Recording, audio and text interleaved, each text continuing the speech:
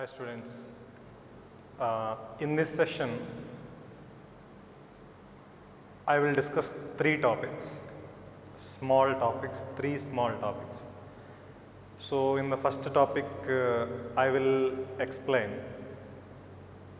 show you the theoretical background of gas laws, Boyle's law, Charles' law, Avogadro's law, so on. In the second topic, I will discuss about a new gas law, that is Graham's law of diffusion or effusion.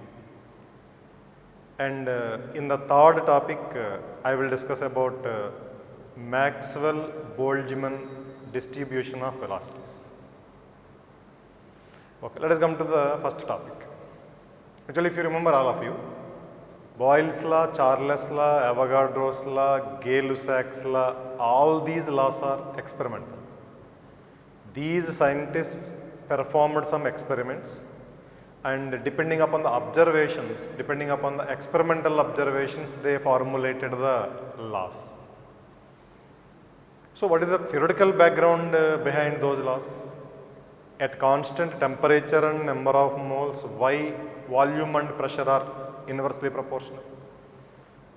At a constant pressure and number of moles, why volume is directly proportional to temperature. So why the relation is like that?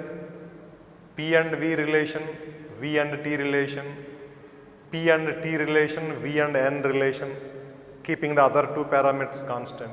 So why they are related like that? So theoretical arguments, theoretical background. And now we are all in a position to see that theoretical background, because we have discussed about kinetic theory of gases. That will give you the theoretical background. The theory, the kinetic gas equation and the kinetic molecular theory, that will enable us to understand the theoretical background of those gas laws. Now let us do that. It's very simple. Okay. So this topic is deduction of gas laws from KTG, and actually it is theoretical. So I am not going to do any derivation. So it is completely theoretical. It is just an analysis. And before that, let us recall what are the conclusions of KTG. All of you recall what you have learned from it. Okay, now let me list out 2 or 3 conclusions. So here the first conclusion is, pressure of a gas is due to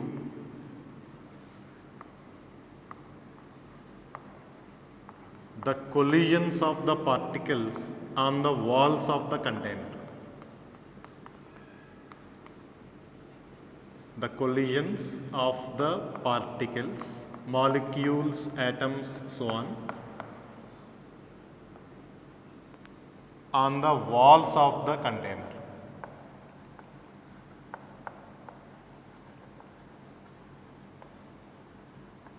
Now this is one important point. That means collisions among the molecules, they have nothing to do with pressure. Pressure arises due to collisions of the molecules on the walls of the container.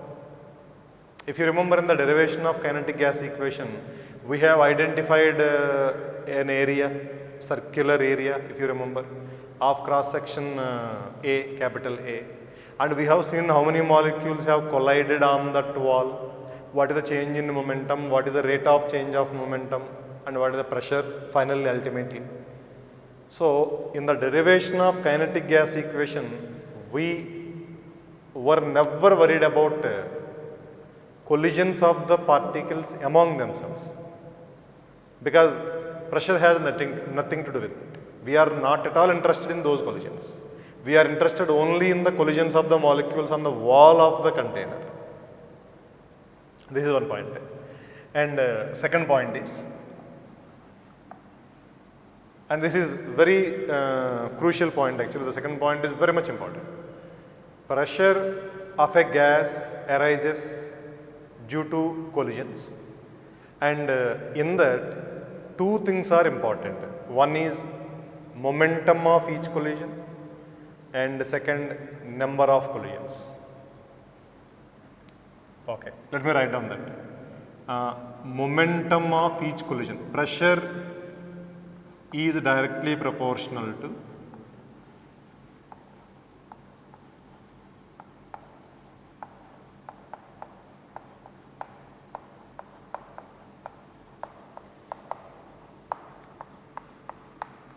momentum of each collision. That means the change in momentum of each collision.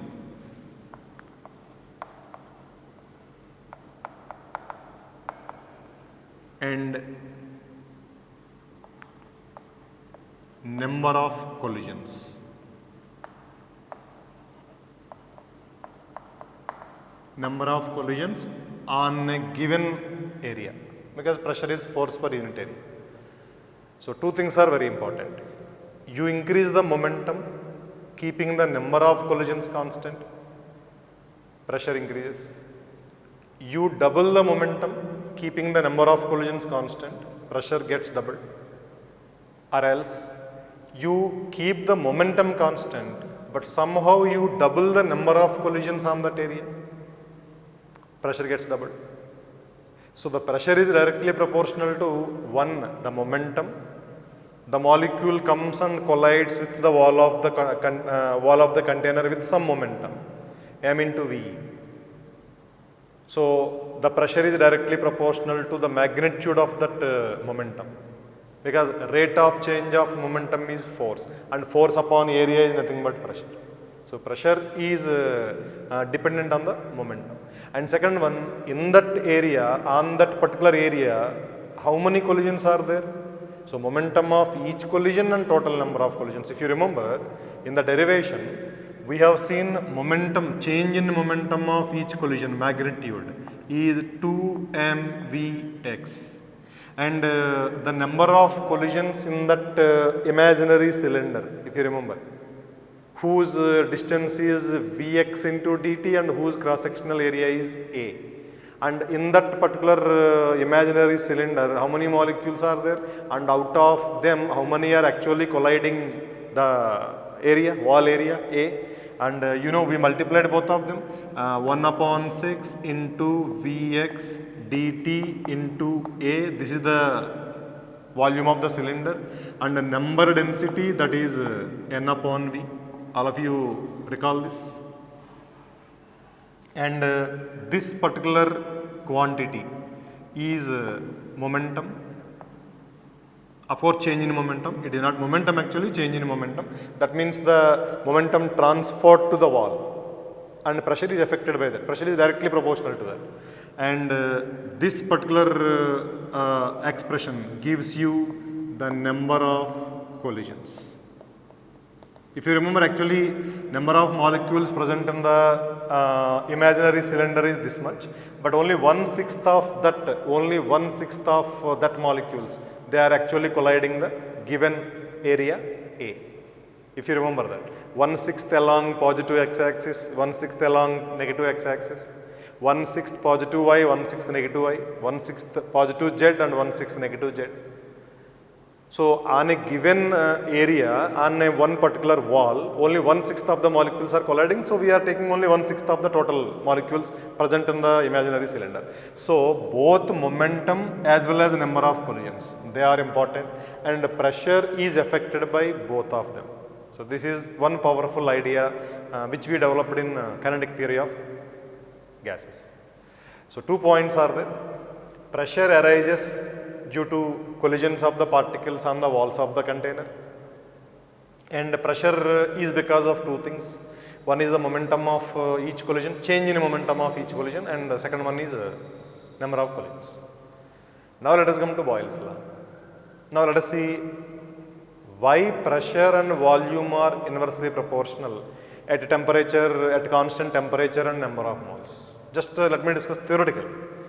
I am not involving any derivation here. This is only a theoretical discussion. So first let us come to Boyle's law. And you all know Boyle's law statement is P is inversely proportional to V at constant temperature and number of moles. Okay, why the relation is like that? Why it is not directly proportional? Why it is inversely proportional? That means if you double the volume, pressure becomes half of the original value.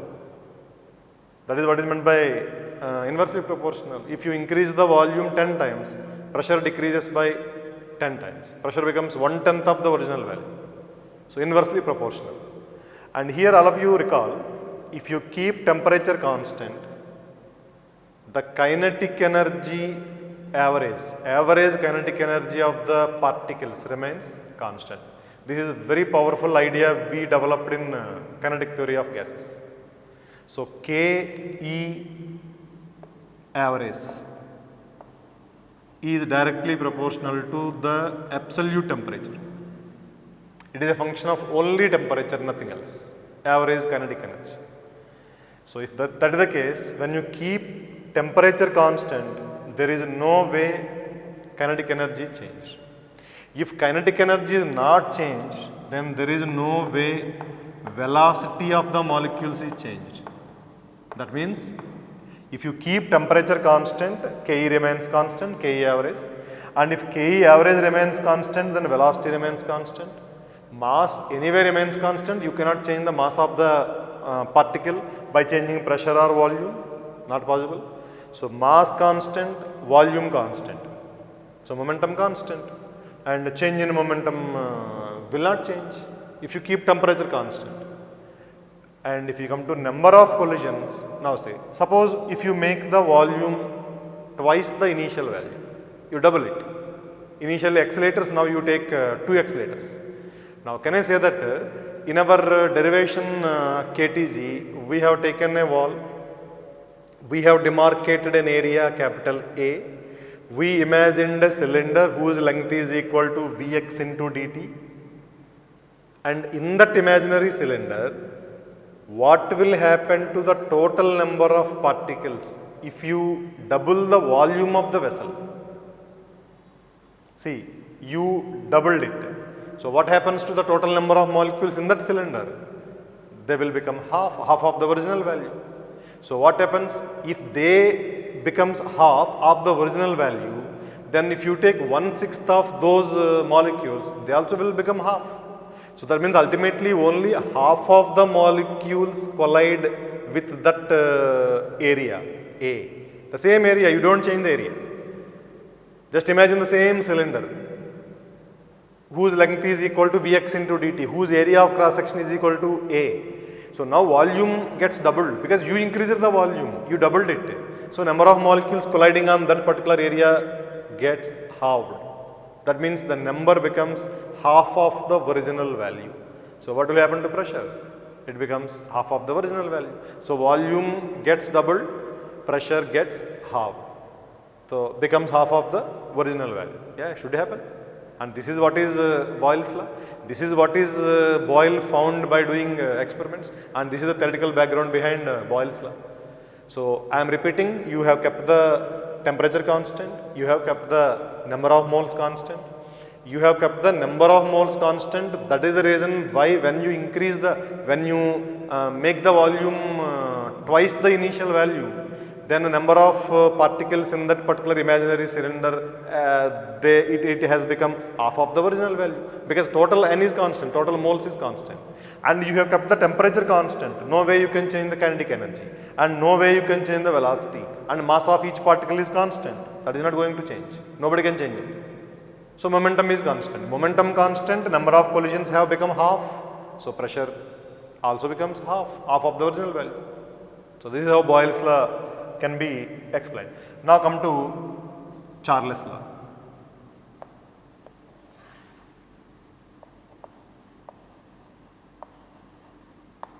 And you all know Charles law says that volume is directly proportional to temperature at constant pressure and number of moles.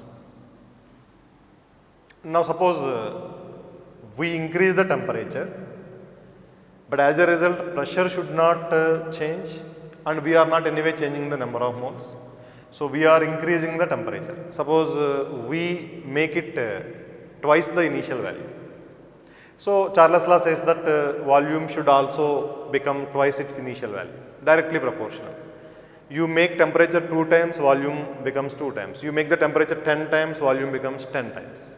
So now you increase the temperature 2 times or 10 times or whatever it may be. Now kinetic energy increases, kinetic energy average increases, and that is according to this relation. You make the temperature twice the initial value, kinetic energy also becomes twice the initial value, directly proportional. And if kinetic energy is increased, velocity increases. But nothing happens to the mass. Mass remains constant, but velocity increases. And you see, in this expression, this is the pressure expression, and in this expression we have Vx here, we have Vx here, and it is increasing. If it increases, then pressure will increase, but pressure should remain constant because we are keeping pressure constant. So volume will change. To keep the pressure constant, there must be a change in the volume. And if you substitute the increase, the increment, how much percentage increase is there in the velocity, if you substitute that, then you will get this relation. And if you double the temperature, volume also gets doubled. That means theoretically, if you see, we increase the temperature, velocity increases, and if velocity increases, the pressure increases because the impact increases, the momentum increases. And to keep the pressure constant, because Charles law is valid only when pressure is constant. To keep the pressure constant, there must be an increase in volume. And what will be the increase in volume? How many times you increase the temperature? And so many times volume is increased according to Charles law, and that can be proved by substituting the values in this particular expression. So volume is directly proportional to temperature. Now come to the third gas law, that is Avogadro's law.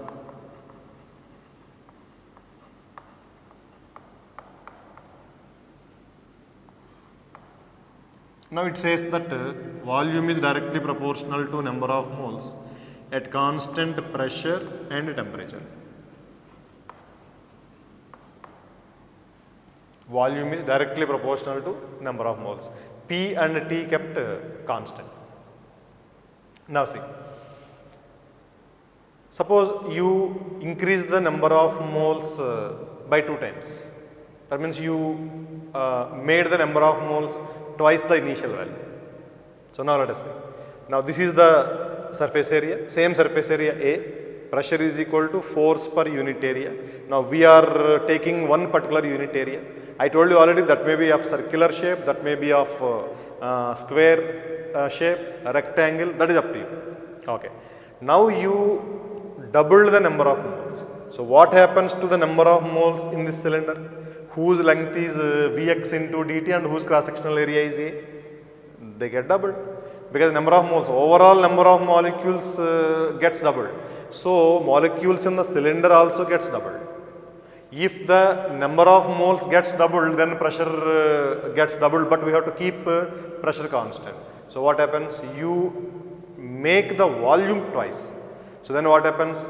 The number of molecules in this cylinder becomes will become equal to the original value. So pressure remains high. So if you increase the number of moles, but you want the pressure to be constant, then there must be a change in the volume. And volume is directly proportional to number of moles. Here also same thing. You increase the temperature, but you want to keep the pressure constant. So there must be a change in volume. Change in volume is necessary. Without that, you cannot keep the pressure constant when you increase the temperature. So this is the theoretical background behind gas laws. You can apply, you can analyze the Gay-Lussac's law also similarly. So you can analyze all the gas laws based upon the kinetic theory of gases. So let me repeat the important points which are useful to you in solving numericals, in solving theoretical questions. Those conclusions in the KTG are: pressure of a gas is due to collisions on the walls of the container. Pressure has nothing to do with collisions among themselves. And second one is pressure is due to two things. One is the momentum, change in momentum, and second one is the number of collisions on a particular area. Third conclusion, kinetic energy average is directly proportional to temperature. Kinetic energy average is the function of only temperature, and total kinetic energy is a function of both number of moles and temperature. And one more thing which you need to remember, these are all conclusions. All these conclusions are valid only for ideal gases. Because if you remember, we derived the kinetic gas equation based upon kinetic theory of gases. And in kinetic theory of gases, we assumed something. That is, volume of the molecules is negligible when compared to volume of the container. No interactions at all, no attractions, no repulsions. Collisions are perfectly elastic. If you remember all these assumptions, those assumptions are strictly valid for ideal gases. Although in the case of real gases, these assumptions are valid under some conditions, but under all conditions, these assumptions are valid only for ideal gas. That you keep it in mind.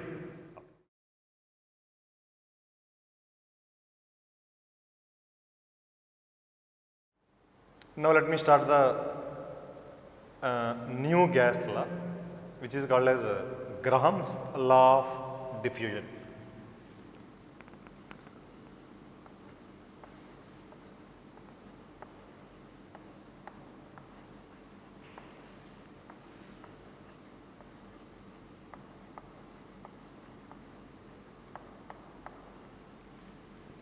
And effusion.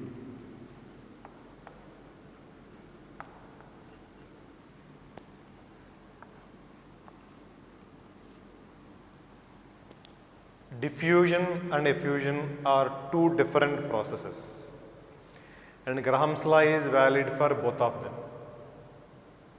Graham's law is valid both for diffusion as well as effusion. Now first let me define diffusion and effusion. Diffusion, I think you all know about that. It is simple intermixing of gases. Suppose you take a bulb in which there is a gas, for example CO2 at a pressure 2 atm, and you take another bulb in which there is helium gas at 1 atm pressure. Now you connect these two. Helium gas will come into this vessel, CO2 gas will go into this vessel. So this is intermixing. So this is what is called as a diffusion. Diffusion is a process in which gases intermix with each other. A gas goes from high pressure region to low pressure region. In my example, we have taken CO2 here, we have taken helium here, and if you connect them, now you just imagine CO2, you think about CO2, here CO2 pressure is 2 atm. What is the pressure of CO2 here? What is the pressure of CO2 in this bulb where there is helium at 1 atm? There is no CO2 in that, so CO2 pressure is 0. So CO2 will diffuse from left to right, 2 atm to 0 atm. And you all know, this continues until the pressure of CO2 in both the vessels become same. Now come to helium. Initially, before you connect these two vessels, in this vessel there is only CO2, no helium. So here the pressure of helium is 0 and here the pressure of helium is 1 atm. So helium will diffuse from this vessel to this vessel. So this is what is intermixing. So when you connect these two vessels, here CO2, here helium, here pressure 2 atm, here pressure 1 atm, so they intermix. CO2 will go from left to right and helium will go from right to left. So this is what is called as intermixing of gases. That is diffusion. That is what is called as diffusion. So diffusion is nothing but intermixing of gases.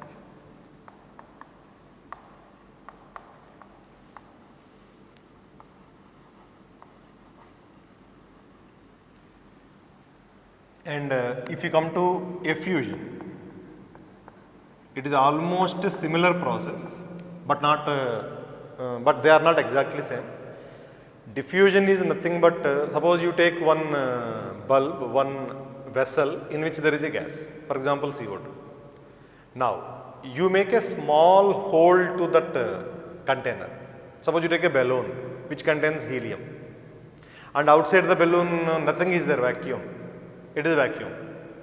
Now you make a small hole to the balloon. The helium will effuse through the small hole. The escaping of the gas through a small hole into vacuum. Generally we take vacuum outside. So escaping of the gas through small hole into vacuum is called as effusion. So diffusion is intermixing and effusion is the escaping of the gas through small hole. So it is defined as escaping of a gas through small hole into vacuum.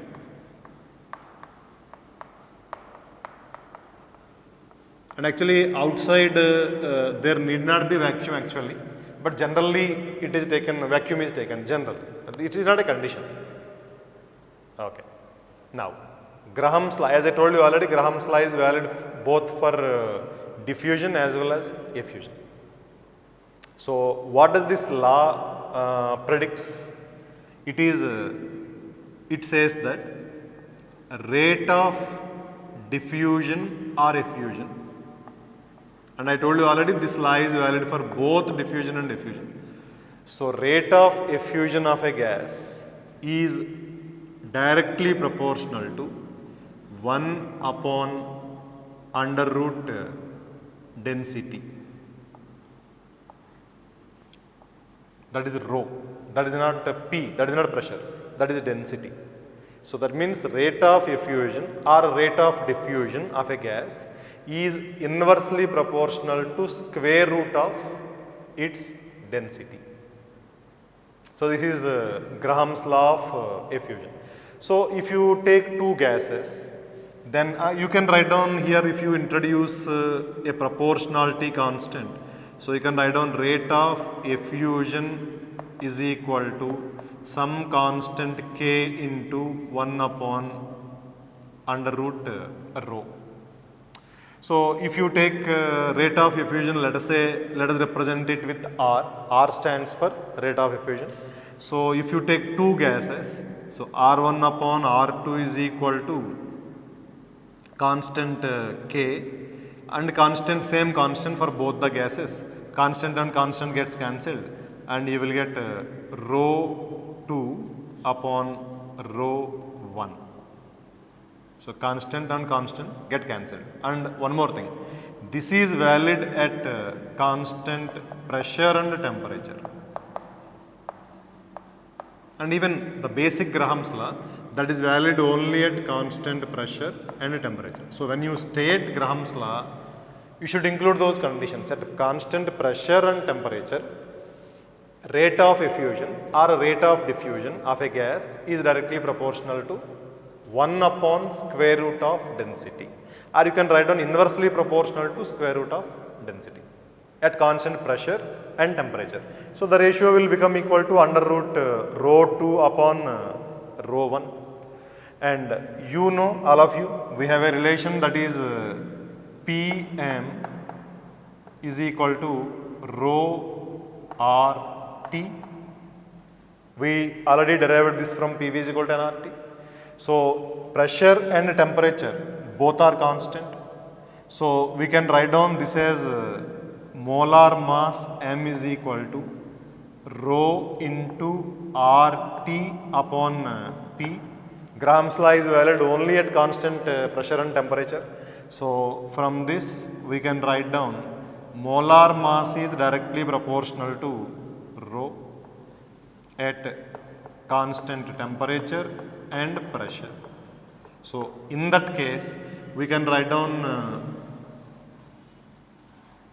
R1 upon R2, that is equal to under root M2 upon M1, keeping pressure and temperature constant.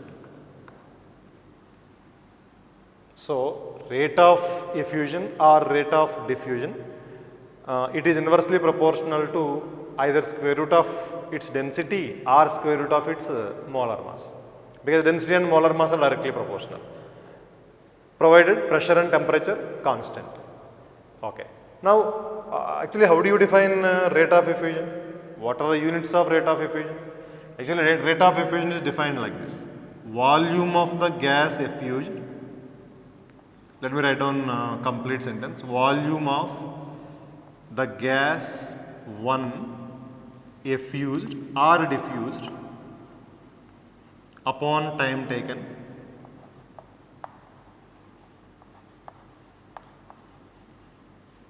by gas 1, time taken by the gas 1 upon, now this is equal to R1. Now similarly, volume of the gas 2 effused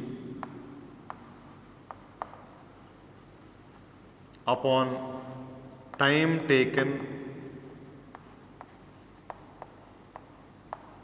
by gas 2, and this is R2, and this is equal to under root M2 upon M1. Now this is how we define rate of effusion. And one more thing, you know that actually Graham's law is valid at only constant pressure and temperature, and all of you recall Avogadro's law. At constant pressure and temperature, V is directly proportional to N. Now can I write down the volume ratio of gas 1 and gas 2 is equal to the molar ratio. V is directly proportional to N at constant pressure and temperature. So we can also write this as number of moles of gas 1 effused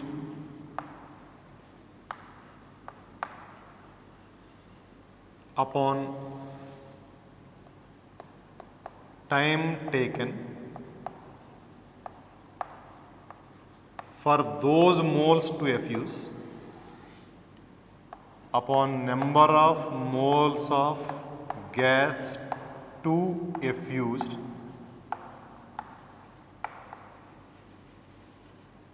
upon time taken by gas 2. And this is equal to R1, this is equal to R2, and the ratio is equal to under root M2 upon M1. That means rate of effusion can be defined in two different ways. It is either the volume ratio, of course volumes divided by time taken, or else because pressure and temperature are constant and under those conditions volume is directly proportional to number of moles. So you can also take the number ratio, number of moles effused upon time period, number of moles of gas 2 effused upon time period of the gas 2. So either way you can define the rate of effusion. Okay. Now actually, if you come to actually in my previous discussion, I explained gas laws, 3 gas laws, theoretical background behind 3 gas laws using kinetic theory of gases, Boyle's law, Charles' law, Avogadro's law. Now we can even explain the Graham's law also with that background. Now see, for example, if you can recall that KTZ, kinetic theory of gases, we have demarcated one circular area. And how many molecules are colliding on that particular area? What is the momentum of each collision? And all that. And we derived the pressure. Now suppose you make a hole of same cross-sectional area. We have demarcated one circular area on the wall. Just imagine that you make the hole of the same area. So what happens? The number of the molecules, the particles which are about to collide on that particular area will come out, because now there is no wall, you have made a hole. You have made a hole of same area and the wall is not present there, you removed that wall. So these molecules will simply come out. That is what is effusion. And if molar mass of the compound is high, if the molar mass of a particular gas is high, so mass is also high. And if mass is high, momentum will be higher.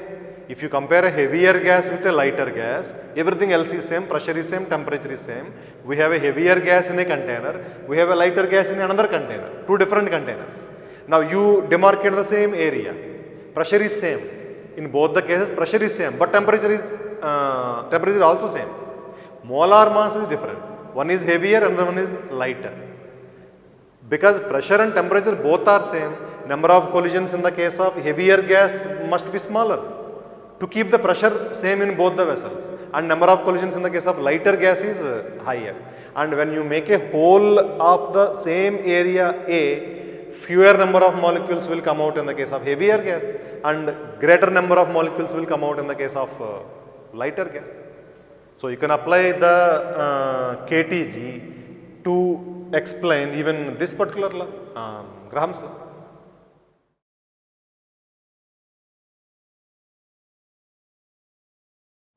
Hi students, next let me come to the third small topic which I talked about.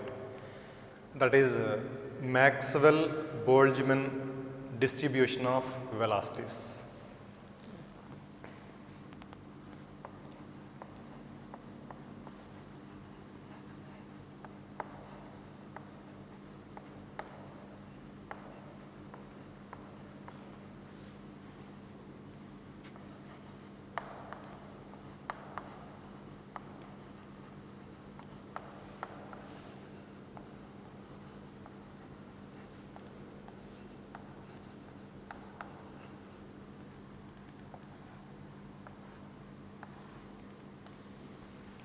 Now this is the topic, Maxwell-Boltzmann distribution of velocities. In fact, actually what we are going to study in this particular topic, actually you know, suppose if you are studying about a moving car, a moving cricket ball, so then initial velocity, final velocity, acceleration, momentum. So you know Newton's laws of motion. Now in gases, we study about a collection of huge number of particles. Generally in physics actually we study about a macro object, one object or two objects or three objects. But in gases we study about the dynamics of large collection of particles, 10 power 20, 10 power 23, 10 power 22. So, and in that collection there are large number of velocities. You all know that we have discussed that in kinetic theory of gases. All particles do not have the same velocity. They have different velocities. So this topic gives an idea about the distribution of velocities. Suppose we have 10 power 23 particles, 6.022 into 10 power 23 particles, 1 mole. So these 1 mole of particles possess how many different velocities? Is it 6 into 6.022 into 10 power 23? Yeah. Is it each and every molecule has its own velocity? Or maybe 10 molecules may have same velocity. Maybe 50 molecules may have same velocity. So distribution of velocities. What are the different velocities possible in that large collection of gas molecules? So this topic, in this topic, we do not go into any derivation. Actually Maxwell and Boltzmann, both of them derived an expression for this velocity distribution, and to derive that equation we require knowledge of mathematics, calculus part, probability part. We also require knowledge about statistics. So deriving Maxwell-Boltzmann relation is beyond the scope of the intermediate syllabus. So I am not going into the derivation of that relation, but I will discuss some conclusions of that particular relation, and those conclusions are very important for us. So only conclusions, theoretical conclusions of Maxwell-Boltzmann formula for velocity distribution.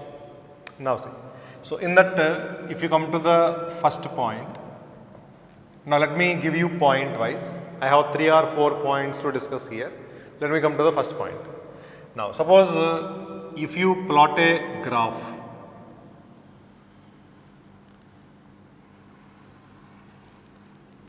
on x-axis, let me take velocity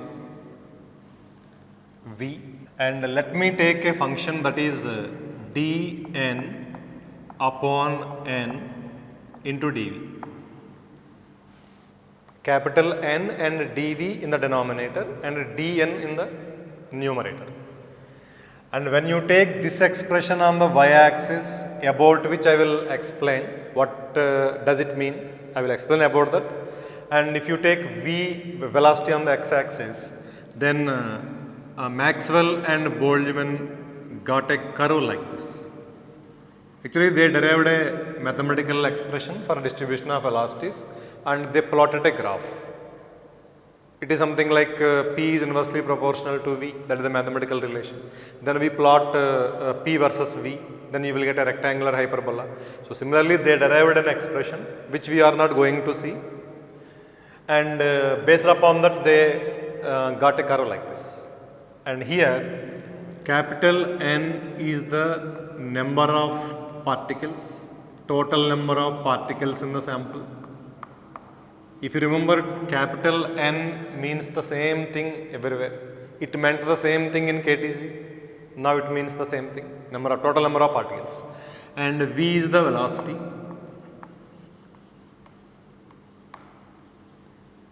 And now you come to that quantity, that expression which we have taken on the y-axis. Now that is dn upon n into dv. This is what we have taken on the y-axis. Now suppose if you multiply this with dv, then we will get dn upon n. dv is a small, very small velocity, infinitesimally small velocity, and dn is a very small number of particles. See, total particles are 6.022 into 10 power 23 for example, and dn is 2 particles.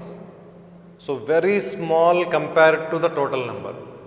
Where is 10 power 23 and where is 2? So dn means infinitesimally small number of particles. dv is the infinitesimally small velocity. So if you use delta, then that indicates finite change. If you use d, then it is infinitesimally small number or small change, small quantity, infinitesimally small quantity.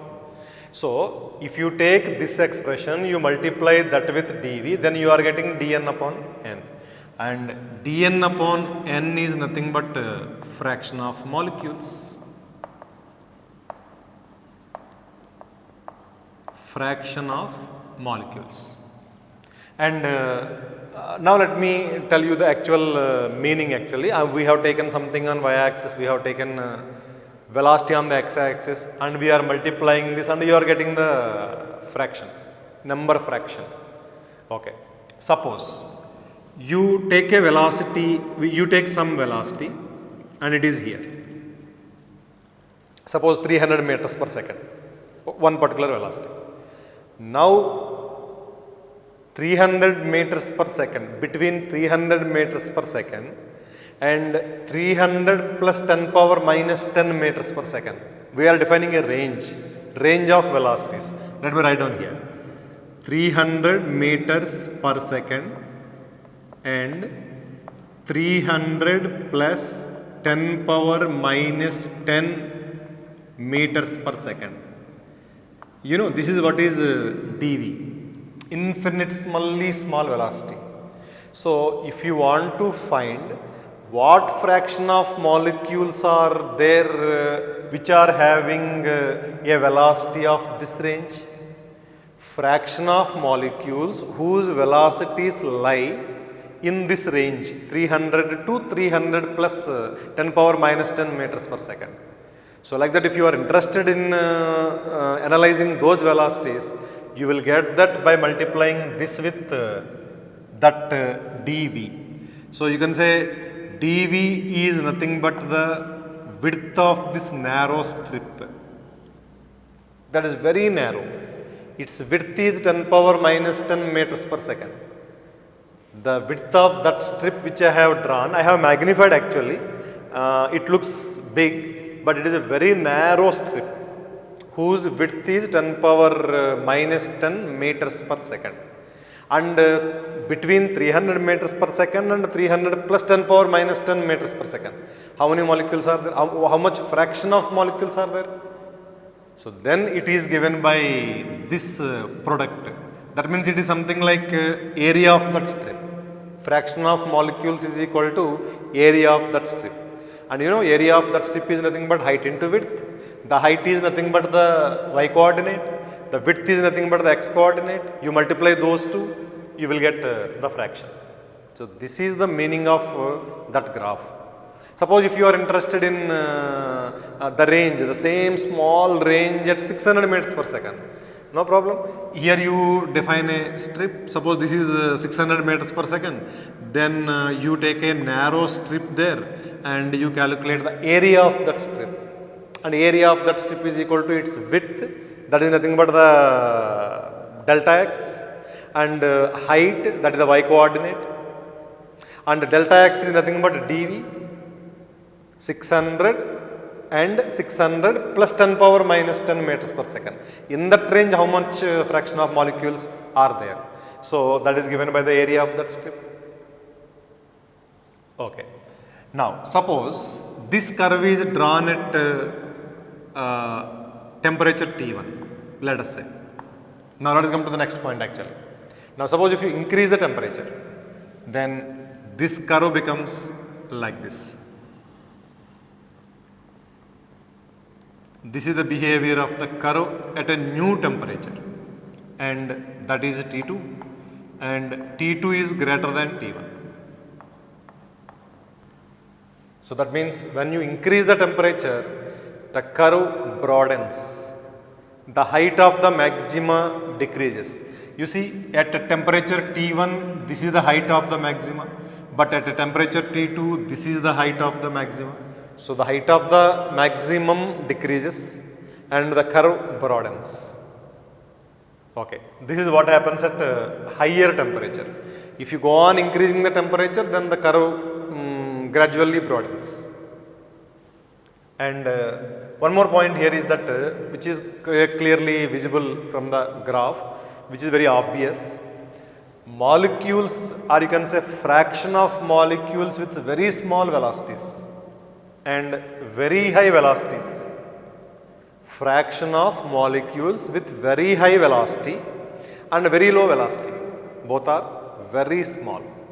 Because if you draw a similar strip here, here or here at any temperature T1 or T2, the area of that strip will be very small and the area of the strip is equal to fraction of molecules. So, the fraction of molecules having very high velocity, maybe some lakhs and lakhs of kilometers per second, and the fraction of molecules having very small velocity like 1 meters per second, 0.1 meters per second. So, both fractions are very small. Okay.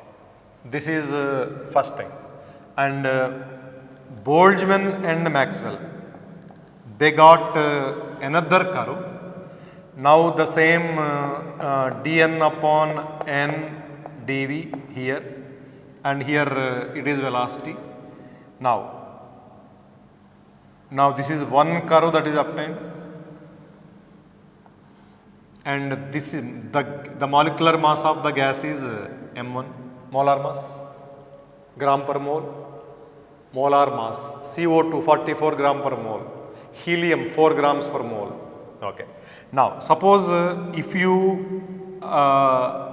increase the molar mass or if you decrease the molar mass, then at a new molar mass M2, the graph will come out to be like this. And this is M2. And it is found that M2 is less than M1. That means when you decrease the molar mass, the curve broadens. The height of the maximum decreases. So, the curve broadens with increase in temperature and decrease in molar mass. Okay. Now, everything else is same. On y-axis what we have, on x-axis what we have, everything else is same. So, this is about the graph dn upon n into dv, and on the x-axis we have velocity and the fraction of molecules having a range of velocities, and that range is very small, dv, is given by dn upon n dv into dv. That means the area of that strip, the height of the strip, that is given by dn upon n into dv, the width of the strip, that is given by dv. In this example, it is 10 power minus 10 meters per second. So, if you multiply its width with height, you will get the area, and that area is nothing but the fraction of molecules. Okay. Now, here actually with the help of this particular formula, the formula which they derived, Boltzmann, Maxwell and Boltzmann, and I already told you we need not know that formula, no derivation, and you won't be asked any question, any numerical on that formula. Only these conclusions are important to you. And another conclusion. Actually, we can define two velocities based on this particular formula. One velocity is average velocity. If you remember, we have seen average of the squares of the velocity in kinetic gas equation. We have seen RMS velocity, root mean square velocity, which is nothing but equal to under root average of v square. Okay. And here we can define average velocity, and its formula comes out to be 8RT upon pi m. And we can define one more velocity. V average is simple, you all know. V1 plus V2 plus V3 so on Vn, capital N upon capital N. Sum of all the velocities upon total number of particles, that is the average velocity, and that can be calculated with that formula. Again, I am not going into the derivation of that. That can be derived from Maxwell-Boltzmann relation for distribution of velocities. And there is one more formula which is important, that is most probable velocity. Most probable velocity. That means the velocity that is possessed by the largest fraction of molecules. And actually from this graph I told you already, you will get the fraction by calculating the area of the strip. Fraction of molecules in a range of velocities. So what is the velocity that is possessed by largest fraction? That is called as most probable velocity. Suppose, for example, we have total 50 molecules, let us say. For simplicity, let us take 50 molecules. And out of those 50 molecules, 10 have a velocity x meters per second.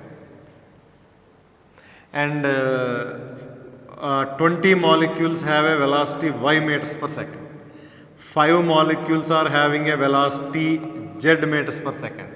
Another 10 molecules are having w meters per second.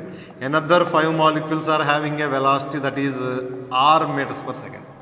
Like that we are having 5 types of velocities. The velocity of 10 molecules is x, 20 molecules is y, 5 molecules is z, another 10 molecules is w, and 5 molecules is r. So the most probable velocity is y. The velocity possessed by the largest fraction, 20 upon 50. The largest fraction. So that is what is called as most probable velocity. And the most probable velocity is given by under root 2 RT upon m. And if you can recall, the RMS velocity is given by root mean square velocity is given by under root 3 RT upon m. These are the three different velocities. The last one comes from kinetic theory of gases, kinetic gas equation. We already derived that. The other two velocities, they can be derived from Maxwell-Boltzmann formula, but we do not require that derivation. But we should know that end result. Okay, average velocity can be calculated like this, most probable velocity can be calculated like this. Now, if you want to plot those velocities here, if you want to see them here, then this is the most probable velocity. Most probable velocity, VMP. The velocity possessed by the largest fraction. You will get the largest fraction there only, because you know width of the strip is same and height of the strip varies, and height of the strip is maximum at that velocity. So area will come out to be the largest, that is the largest area strip, and the area of the strip is equal to fraction, so largest fraction. So that is the most probable velocity. And if you compare most probable velocity and average velocity, you see carefully which is greater? Average velocity. So average velocity comes somewhere here. This is average velocity at temperature T1, of course. So this is V average. And if you see RMS velocity, it is the largest value. Under root 8 upon pi, under root 2 and under root 3. So this is the smallest, this is the biggest, under root 3. So somewhere here you will get RMS velocity. This is V RMS. So on the graph you can represent all the three velocities. So out of the three, RMS velocity is the largest value and most probable velocity is the smallest value. Okay, here actually all of you please remember, most probable velocity is not the velocity possessed by majority of the molecules. So some students understand it like this. That means something like more than 50% of the molecules will have that velocity. No, no. It is the velocity possessed by largest fraction. You see here, total number of molecules are 50, but most probable velocity is possessed by only 20. 20 is not greater than half of 50. So the 20 may be even 15 also. So most probable velocity is the velocity possessed by the largest fraction of molecules. And the number of molecules, if you convert that fraction into number, that number may not be the majority number. Okay, so these are the three different velocities and these are the two different curves. All of you please analyze the graphs carefully. Temperature T2 is greater than T1 here. So if you increase the temperature, the curve broadens, and if you decrease the molar mass, the curve broadens. And the fraction of the molecules is given by the area of the strip. And one more thing, one more point I can tell you, you can easily understand that if area of the strip is equal to fraction of the molecules. Now, can I say that the total area under the curve is equal to 1? Because if you add all those strips, consecutive strips, which are touching each other, so that is equal to area under the curve. And if you add all the strips, area of each strip is a fraction, and if you add all the fractions, it comes out to be 1. So the area under curve at T1, the area under curve at T2, the area under curve of M1, gas of mass M1, and the area under the curve of a gas of molar mass M2, everything, everywhere, it is equal to 1. So the area under the curve.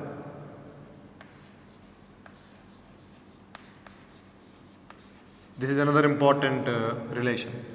Curve is equal to 1. Sum of the fractions. Now, this is all about Maxwell-Boltzmann distribution.